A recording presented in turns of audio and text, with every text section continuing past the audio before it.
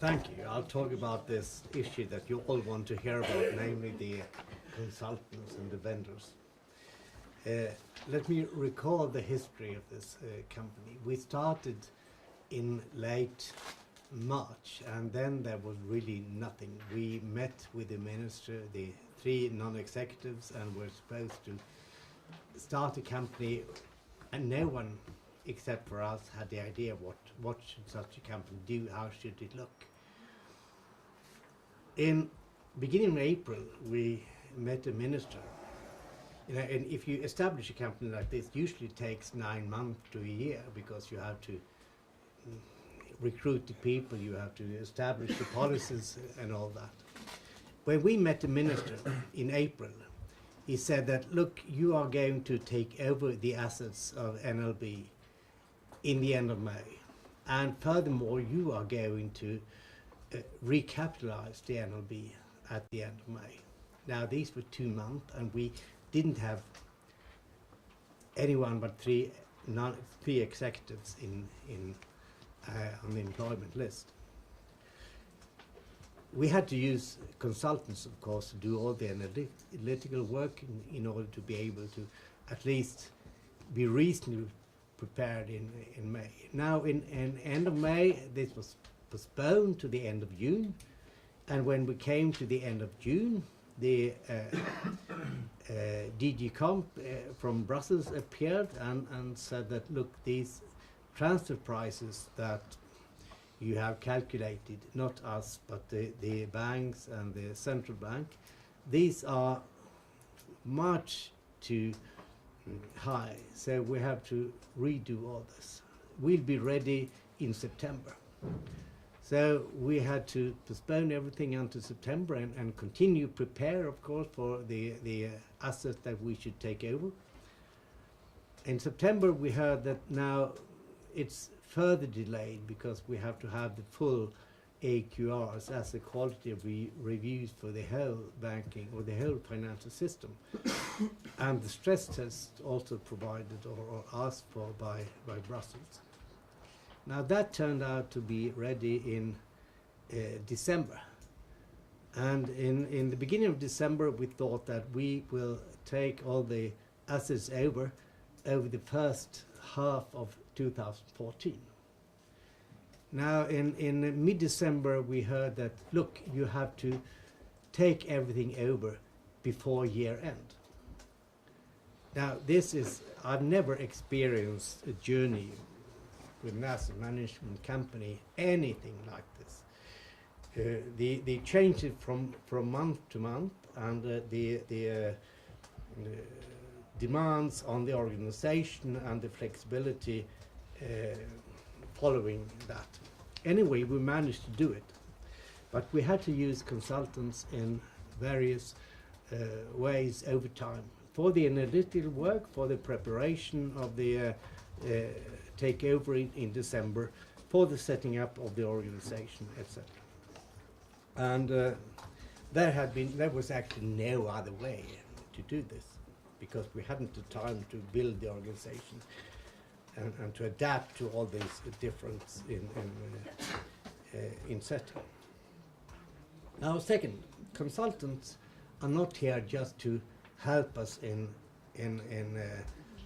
bridging over when we didn't have the staff. They also bring skills. And having been here for a year and seeing what is here, I can say it is not true what says in the paper sometimes that these skills were available in Slovenia. They were not. We had to bring these skills from outside. And we also had to bring the credibility, because, to be honest, the international credibility of the financial system in Slovenia was very low. And the consultants helped us to bring the credibility into the analysis that was necessary for the European authorities to say that this looks okay. But the skills, of course, they will remain when the vendors go. And I can say we have trained now a number of good case managers that will remain in the financial system in Slovenia for a long time after the crisis has been taken care of.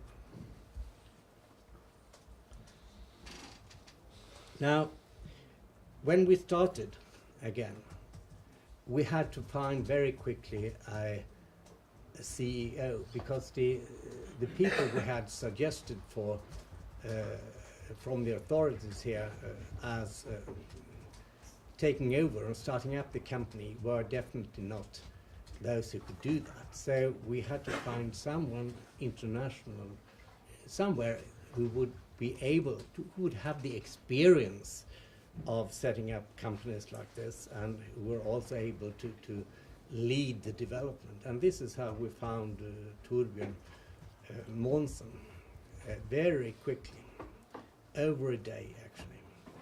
And he is connected, as you know, to the Quartz company, and the Quartz company is one of the vendors having been used here.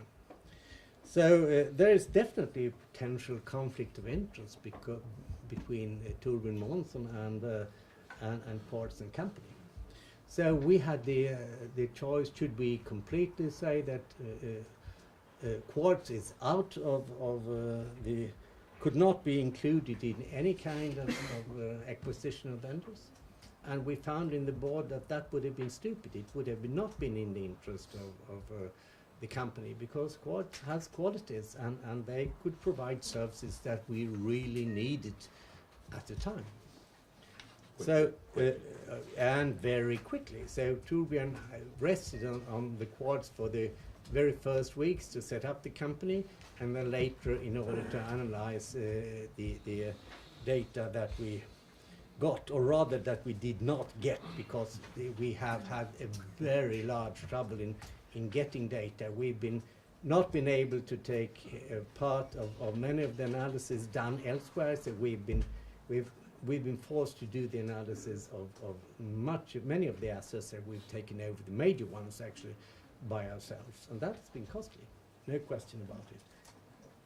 Partly unnecessary. It could have been given to us by banks and by the central bank, but this was not the case. Now, how do you handle the conflict of interest? A potential conflict of interest is not necessarily a conflict of interest. So what we did is that we set up on the board side a very clear policy for acquiring external vendors, and including the criteria for choosing the vendors. And those criteria are on our website, so you can look at them there. Furthermore, we from the board, because these criteria are naturally taken care of and looked upon by the executive directors and not by the non-executive directors. Decisions are taken regularly by the executive directors. But we added on to that, when it came to anything that had to do with Quartz, a monitoring by the non-executive directors. So we would see that there would be the conflict of interest between Björn and Torbjörn and the Quartz company were handled in a correct and ethical way. So it has been observed, we have been handling it. Now, my fourth point. What are the costs of these vendors? Well, about 3.6 million euros, as you can see in the papers that we published today. Is that a lot or is it not? Well, depends on what you compare with. It's approximately the same amount as we paid to the government for the guarantee that they gave us for the bond that we had to issue in order to buy all the assets from the banks. We issued bonds, but these are government guaranteed bonds. We paid for the guarantee straight back to the budget, and that is approximately what we paid to the vendors. We can also compare it to what the asset quality reviews and the stress tests cost the government and the banks, and that is more than 20 million euros. A huge lot. And you can certainly question what you got out of that when it comes to what we got out of our consultants is that we did deliver. We have actually done what was not expected to be possible in such a short period, namely transfer the assets from the banks to the asset management company. That would never have been possible without the help of the vendors that we have had. And you see, failing here is not an option. We could not allow the transfer process to fail. We really had to be sure that it worked.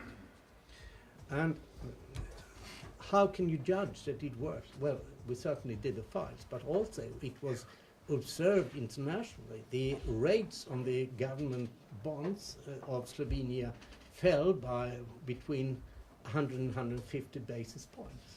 100 basis points will mean around 300 million a year in saved costs. Now, if you compare the 3.5 million of our costs of vendors with 300 million for 1 percentage point in capital costs for the government, there you have a reasonable. And I can assure you that if we had failed in the transfer, the rates would not have fallen in the way they did. I think I'll stop there. Thank you.